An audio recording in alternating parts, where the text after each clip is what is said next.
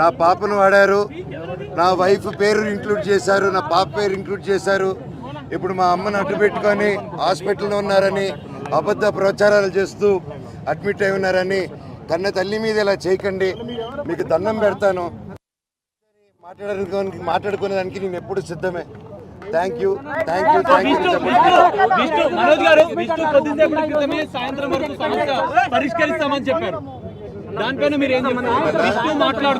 విష్ణు సాయంత్రం వరకు ఈ సమస్యను పరిష్కరించుకుంటామని చెప్పారు. దానిపైన మీరేమంటారు?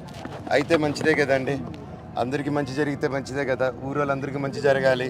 తిరుపతిలో ఉన్న వాళ్ళకి పెడతారా ఈరోజు? అవునండి, అంటే ఉంది కదండి. వినయ్ గారు కూడా తిరుపతిలో వినయ్ గారు చేసే విషయాలు కొన్ని నచ్చట్లేదు నాకు. అవన్నీ కొంచెం సమాధానం చెప్పి తిరుపతి చంద్రగిరి మండలంలో మీకు తెలిసేంత పేద ప్రజల్లో నాన్న అక్కడ ఎందుకు హైదరాబాద్లో ఆ రోజుల్లోనే హైదరాబాద్లో పెట్టుండొచ్చు. ఆయన ఎందుకు తిరుపతిలో పెట్టాడు, ఆయన ఎందుకు చంద్రగిరిలో పెట్టాడంటే ఆయన సొంతూరు, అక్కడున్న జనాలు అభివృద్ధి చెందాలి, రాయలసీమలో అభివృద్ధి చెందాలి అనేసి ఆ మైండ్ సెట్ పెట్టి ఎంతో కష్టపడి ఇంత దూరం తీసుకొచ్చారు దాన్ని.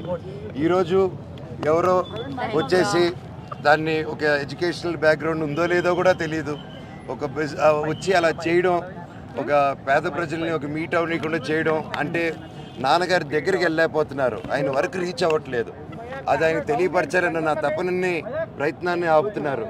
సో ఇవన్నీ డిస్కస్ చేస్తే విద్యా సంస్థల గురించి మీరు పోరాటం చేస్తామని చెప్పి మీరు చెప్తున్నారు, కానీ అంతర్గతంగా ఈ ఆస్తి వివాదాలకు కారణం అని చెప్పి ప్రచారం జరుగుతుంది. అది మీకు కూడా తెలుసండి, మనోజ్ అడగడని.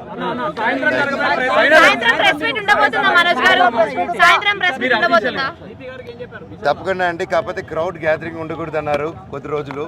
సో అందుకోసమే నేను ఇది ఎలా చేద్దాం, ప్రెస్ మీట్ ని ముందుకు రావడమా రిలీజ్ చేయడమా అనేది ఇంకొంచెం మా లోకల్ అంటే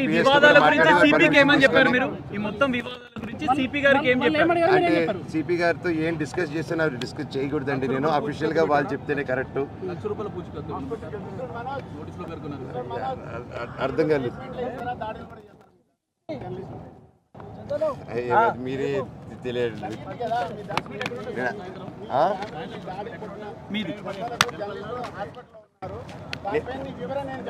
నేను ఇందాక మాట్లాడానండి, ఇప్పుడు మాట్లాడాను, మీకు వినిపించినట్లేదు, రికార్డ్ అయిందండి కెమెరాలో.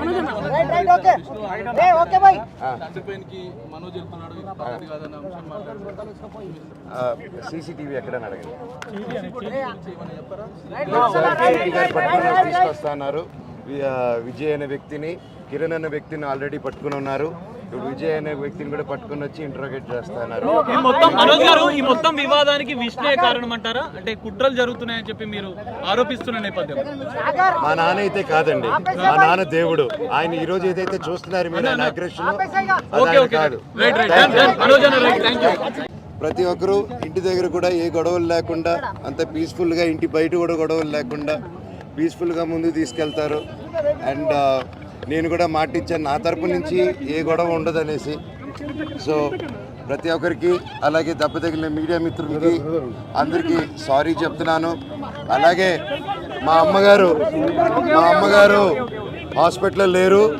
మా అమ్మగారు నా ఇంట్లో మా వైఫ్తోనూ నా పాపతోనూ జలపల్లి ఇంట్లోనే ఉన్నారు. ఇప్పుడే ఒక రిపోర్ట్ చూశాను, ఇంటర్వ్యూ. మా అమ్మ హాస్పిటల్లో అడ్మిట్ అయి ఉన్నారని చెప్పారు. దయచేసి నా పాపను వాడారు, నా వైఫ్ పేరు ఇంక్లూడ్ చేశారు, నా పాప పేరు ఇంక్లూడ్ చేశారు. ఇప్పుడు మా అమ్మను అడ్డు పెట్టుకొని హాస్పిటల్లో ఉన్నారని అబద్ధ ప్రచారాలు చేస్తూ అడ్మిట్ అయి ఉన్నారని కన్న తల్లి మీద ఇలా చేయకండి, మీకు దండం పెడతాను. మాట్లాడుకునేదానికి నేను ఎప్పుడు సిద్ధమే. Thank you.